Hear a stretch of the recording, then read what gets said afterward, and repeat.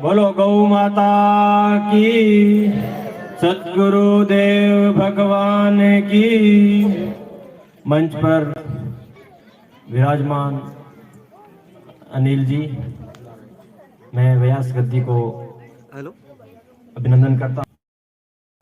आज बहुत ही सौभाग्य का दिन है।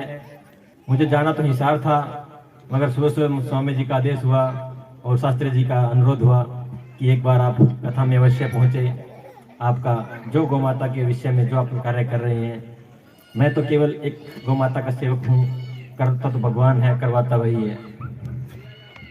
जैसे आप अनिल जी आपको कथा का श्रवण कुछ दिनों से कर रहे हैं, मुझे ज्ञात हुआ है, तो इतनी भारी संख्या में मातृशक्ति और बंधुगण पधारे हैं। आप बहुत ही भाग्यशाली हैं कि आपके गांव में कथा हो रही है और वो भी गौशाला के अंदर।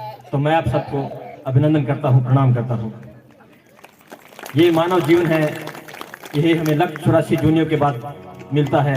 ऐसा हमारे शास्त्रों में, पुराणों में लिखा हुआ है कि 184 जून भुगत के ये मानुष जन्म में लिया।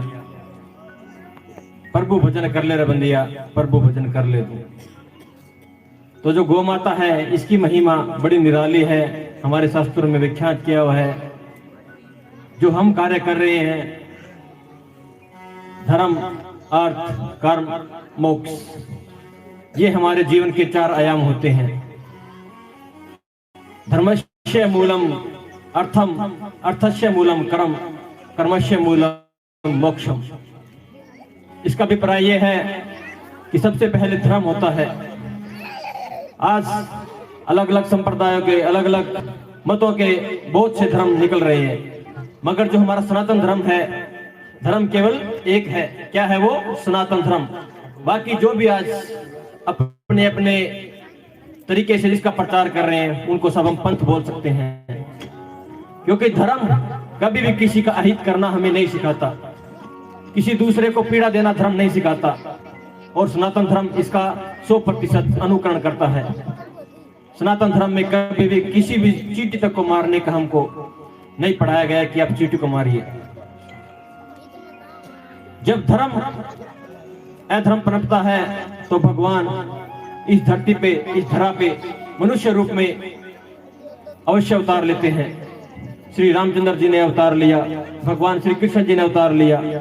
अभी कलयुग चल रहा है, अभी भी कोई ना कोई अवतार होगा। आज गौ माता है, इतनी बेसहारा है, घूम रही है। क्यों घूम रही है? कहते इसको श्राप लगा था। मगर हम सब लोग चाहें, गाम राम चाहे तो सब कुछ बदल सकता है। गाम और राम, जिस एक एक वोट से हम इस देश के मुखिया को चुन सकते हैं, क्या हम लोग एक अपने घरों में एक गांव की गौशाला नहीं चला सकते? आज कथा का यहाँ हो रही है, बहुत ही अच्छी बात है। हमारे धर्म का प्रचार करना, हमारे आचार्य गणों का, हमारे ऋषियों का, हमारे मुनियों का हमेशा से गांव गांव जाके प्रचार करते रहे हैं। मगर गौ माता की आज हालत देखिए, आज ऐसी हालत क्यों हुई है? हमें इसका चिंतन करना होगा।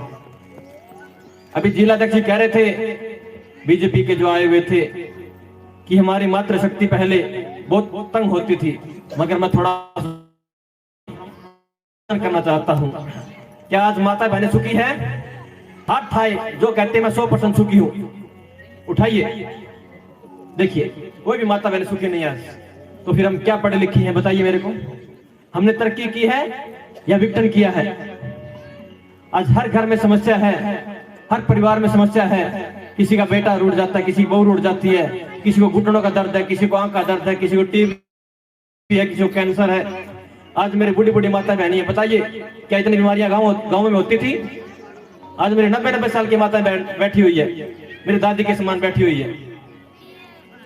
आजकल की हमारी बहनें कहती है, छोरा तेरी दादी तो ना बैठी है, या बूढ़ी लड़की में सिखा देगी।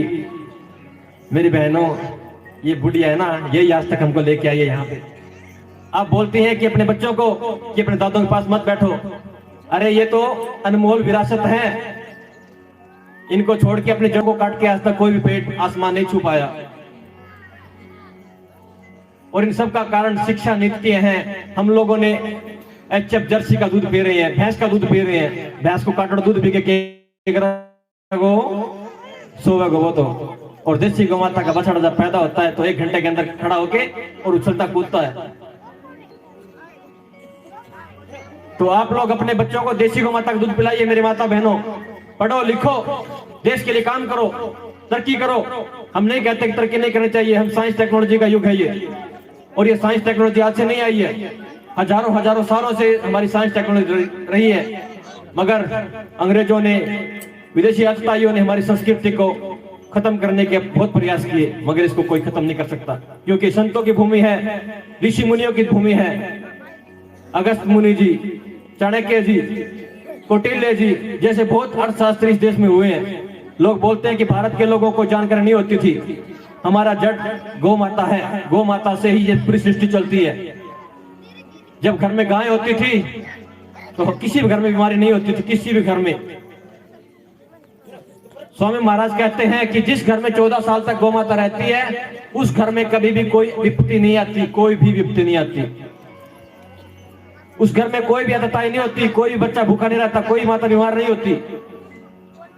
तो मेरा मुस्लिम माता बहनों से हाथ जोड़ के अनुरोध है, आप पढ़िए लिखिए, नौकरी लगिए, अच्छी बात है, तरक्की कीजिए।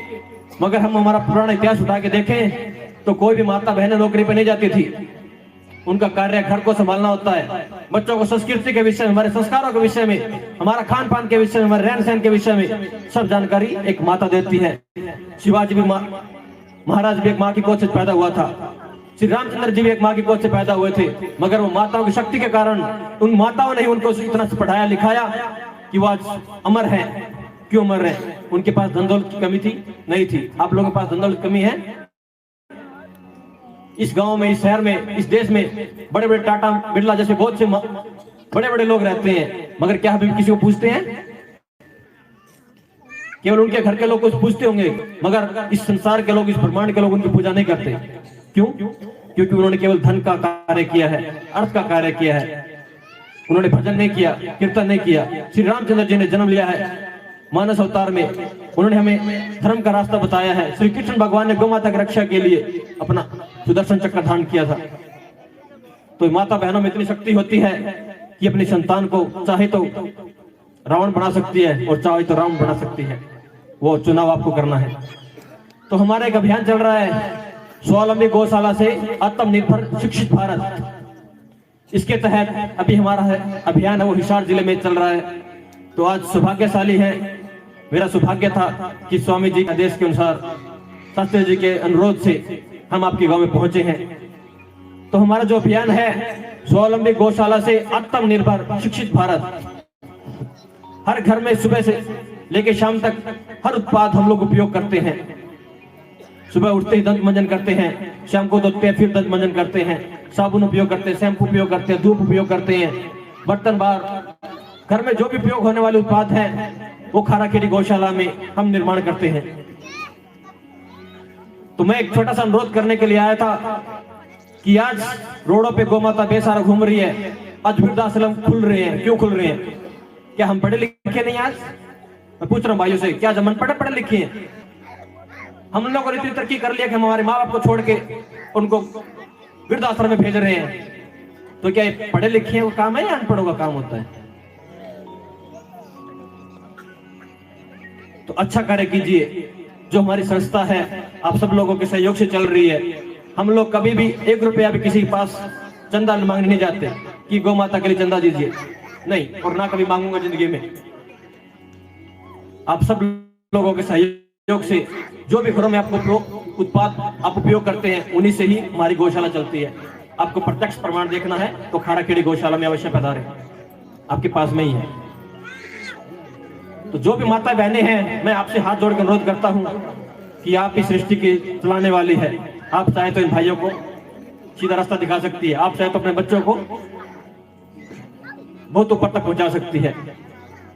ये गौशाला एक इतनी शक्ति होती है गांव में कि वो गांव चाहे तो अपने गांव से जो पैसा बचता है पूरा खर्च करने के बाद तो दूसरे गांव में दे, दूसरे गांव में खर्च बचता है तीसरे गांव में दे। हमारी ये योजना है कि हम केवल उत्पाद, धर्म, अर्थ, कर्म, मोक्ष चारों आयाम हम लेके चल रहे हैं। हमें हमारे धर्म का प्रचार भी करना है, हमें हमारा अर्थ भी देखना है, क्योंकि अगर हमारी जेब में पैसे नहीं है तो हम कोई कार्य नहीं कर पाएंगे।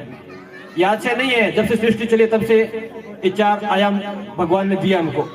तो मेरा सभी मात्र बहनों से अनुरोध है कि किसी भी गौशाला से ले, जो गौशाला जो भी उत्पाद बना रही है, चाहे हाथ साबुन हो, शैम्पू, हैंड वॉश हो, बर्तनवार हो, दंत मंजन हो, घी हो, तेल हो, वो सब आपकी गौशाला बनाए।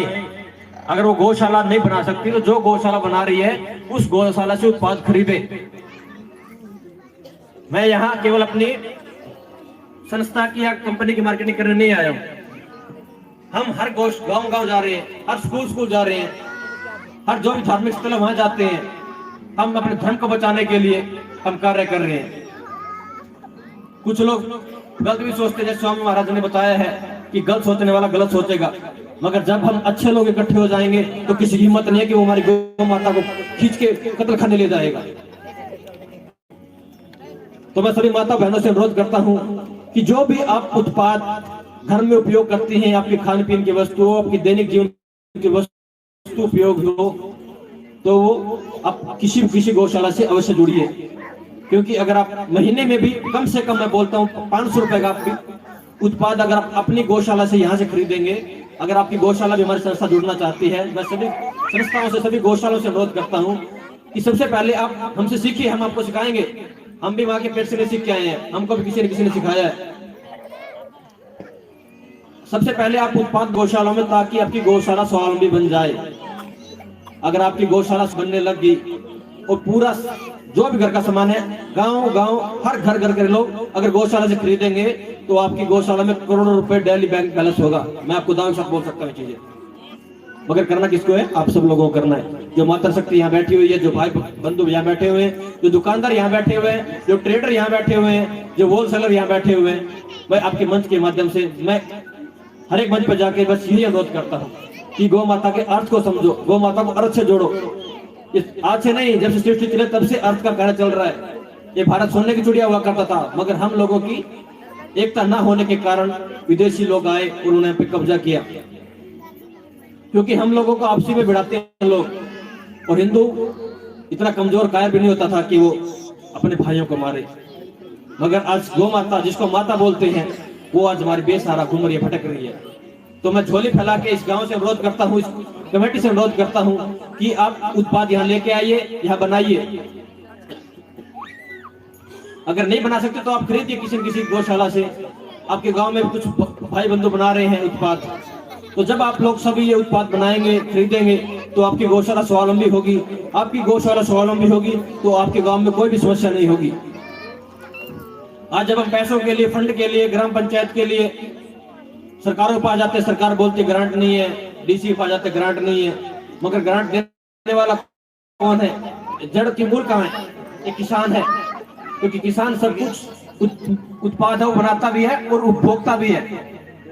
तो उपभोग कर रहे हैं, वो पैसा कहाँ जा रहा है? बाहर जा रहा है। और जब वो पैसा गाँव में लगेगा तो आप उसको सदुपयोग देखिए कितना होगा। आप गांव स्टेडियम की जरूरत है, पुस्तकालय की जरूरत है, कोई मेरा गरीब भाई बंधु है, उसकी बेटी की शादी है, तो गौशाला क्यों नहीं उसको दे सकती? उसका सहयोग क्यों नहीं कर सकती? कर सकती नहीं कर सकती है? बोलिए, आप लोगों से पूछ रहा हूं मैं। देखो बोल नहीं रहा। माता बहने क्या उपयोग नहीं करती? आप साबुन, शैम्पू, फिनाइल, क्रीम पाउडर कोई उपयोग नहीं करते? तो क्यों ना आप अपनी गौशाला से खरीदिए। जो आप दान दे रही हैं, उस दान के बदले आपको आपका घर का खर्चा भी चलेगा। चलेगा कि नहीं चलेगा? तो फिर आप उपयोग खरीदेंगे नहीं खरीदेंगे? किसके लिए खरीदेंगे? आप खुद के लिए भी, और आपका पैसा गांव में लगना है, आप इसी गौशाला में लगना है। जो कच्चा रोड है ना, आप लोग फंडिंग करते हैं, आप गौशाला से पास करते, तो ये रोड बहुत अच्छा सुंदर बना होता, चारों तरफ बगिया होती, फूल होते। गौ माता की महिमा बड़ी निराली है। जब श्री कृष्ण भगवान छोटे थे तो मक्खन खाते थे, मगर आज आपके बच्चे क्या खा रहे हैं? पिज्जा बर्गर खा रहे हैं। क्या खाने की चीज है वो? आज छोटे छोटे बच्चे ऐसे ढोलक जैसे फूल रखे हैं, इनको चर्बी चढ़ी हुई इतने इतनी, किस कारण चढ़ी हुई है? और छोटे से बच्चों को बोल दो कि वहां तक टहल के चला जा, नहीं जाता, क्योंकि हमने सिखाया नहीं हमारे बच्चों को। और कृष्ण भगवान गौ माता चराने के लिए जंगलों में जाते थे, उसके पीछे पीछे रहते थे, तभी वो आज अमर है। क्या कोई मेरी माता बहन नहीं चाहती कि आपका नाम रोशन हो? छत्रपति शिवाजी महाराज की माता का नाम आज विश्वविख्यात है। क्या आप लोग नहीं चाहते कि आपका बेटा का नाम अमर हो? चाहते हैं तो अपने बेटे को गौ माता से जोड़िए, गौ माता का दूध पिलाइए, गौ माता का घी खिलाइए, गौ माता का मक्खन खिलाइए। ये पिज्जा बर्गर नहीं, पिज्जा बर्गर खाएंगे तो आज का दिमाग आप देख रहे हैं, कोई भी छोटा सा बच्चा भी अपने माँ बाप की बात नहीं मानता। क्यों नहीं मानता? क्योंकि उसका गर्भधारण इसी प्रकार से हुआ है। जो हमारा गर्भधारण होता था माता बहनों का बच्चा पैदा करने के लिए, उसकी भी एक बड़ी प्रोसेस होती थी, मगर आज हम सब कुछ भूल चुके हैं। आज हमारी संस्कृति है, हमारे संस्कार है, क्योंकि जब जैसा खाएंगे वैसा होगा मन। आज हम यूरिया डीएपी जहर खा रहे हैं। शादी करने के बाद कुछ हमारी लिमिटें होती थी, कुछ दायरा होता था, वो आज खत्म हो गया। क्यों? क्योंकि हम लोग जहर खा रहे हैं। जब बच्चा पेट में होता है तभी से माँ मोबाइल में उंगली मारती है, और वो जब बच्चा पैदा होता है 1 साल का नहीं होता तो वो उंगली मारने लग जाता है। क्यों? क्योंकि अभिमन्यु ने भी माँ के गर्भ से सीखा था। क्योंकि बच्चा जब पेट में होता है माँ के, तो बच्चा प्रतिक्रिया करने शुरू कर देता है। जैसी माँ कार्य करती है वैसा ही वो बच्चा प्रतिक्रिया करेगा। तो मेरा माता बहनों से अनुरोध है कि श्री कृष्ण भगवान जी से, जैसे श्री रामचंद्र जी जैसे, हनुमान जी जैसे बलिष्ठ बलवान बुद्धिशाली अपने पुत्रों को पैदा कीजिए। अगर आपको अच्छी संतान चाहती है तो अपने घरों में गौ माता अवश्य रखिए। आज गौशाला की जरूरत क्यों पड़ी है? क्योंकि गाय हमने घर से निकाल दी, हम इतने पढ़े लिखे हो गए हैं। एक स्कूल का निर्माण किस लिए होता है? ताकि वहां जो माता बहनें सिखाती है उसको ज्यादा उस स्कूल में हम सीख के आ सकें। मगर आज हमारे स्कूलों में केवल बिजनेस का धंधा है, धंधा बना दिया है केवल। तो हमारी संस्कृति, हमारे संस्कार सब विलुप्त हो गए हैं। तो गर्भ धारण होता है, जब माताएं बहनें गर्भ धारण करती है उससे पहले भी कुछ नियम होते हैं, और जब गर्भ धारण कर लेता है तो उन माता बहनों को मैं कहना चाहता हूँ, आपको अगर अच्छी संतान चाहिए तो गौ माता का दूध शाम को जमाइए, उसका दही प्रतिदिन नित्य खाइए। आपको देखिए कितनी तेजस्वी ओजस्वी संतान आपको पैदा होगी, और आपको बुढ़ापे में सहारा बनेगा वो। क्या बात है। उसकी नियम क्या होते हैं मैं आपको बताता हूँ। जब बच्चा आपके पेट में 2 महीने का होता है तो माता बहने चांद देसी गौ माता होनी चाहिए। गाय बोले तो गाय, वो पुतना नहीं जो भैंस की जैसी होती है डब्बे डब्बे, वो गाय नहीं होती। आज हमको ये नहीं पता गाय होती क्या है। मैं बहुत से मंदिरों में देखता हूँ वो राक्षसनी पूतना उसकी आरती तारते हैं। बताओ कोई राक्षस की पूजा करे तो वो भगवान कैसे बन जाएगा? बन जाएगा कि नहीं बनेगा? नहीं बनेगा। तो हम पूतना की पूजा कर रहे हैं तो हम राक्षसी पैदा होंगे हमारे घरों में। मेरे को नहीं लगता कि कोई माता बहनें चाहेंगी कि हमारे घरों में राक्षस पैदा हो।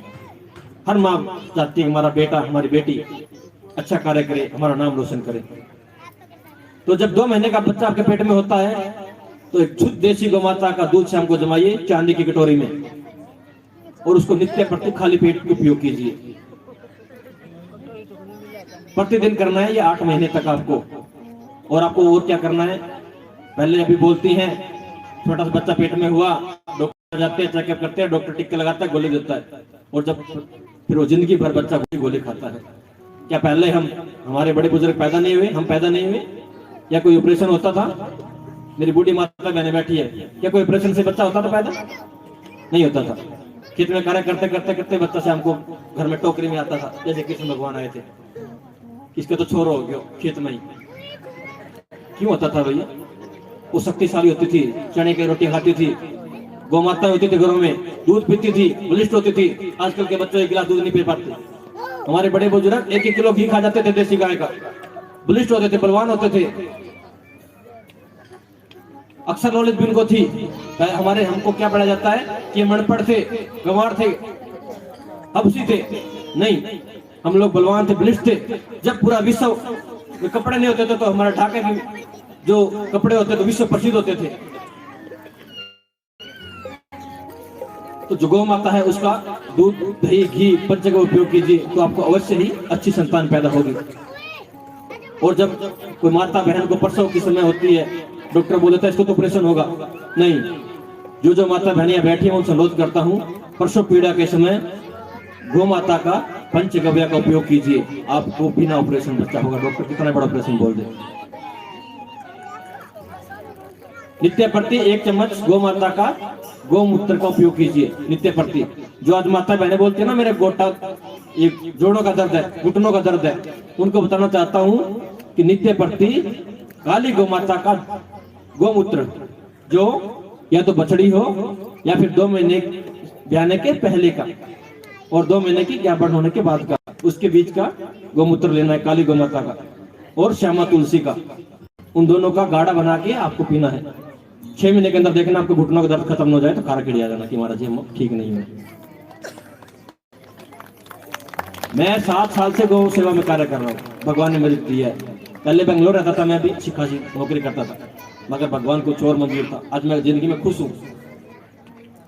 पैसा होना दूसरी बात है, मगर जिंदगी में खुश होना सबसे बड़ी बात है। हमारी खुशी से बढ़ के कुछ भी खुशी नहीं है। पिछले 7 साल से मैंने एक भी टैबलेट नहीं खाई है एलोपैथी की, और यहाँ पे जितने लोग बैठे हैं हर रोज कोई ना कोई गोली खाते होंगे। मैंने 7 साल से एक भी टैबलेट नहीं खाई है। क्यों नहीं खाई है? नित्य प्रति छोटी बच्चिया का गौमूत्र पीता ही पीता हूँ, सीधा लिया और पी लिया।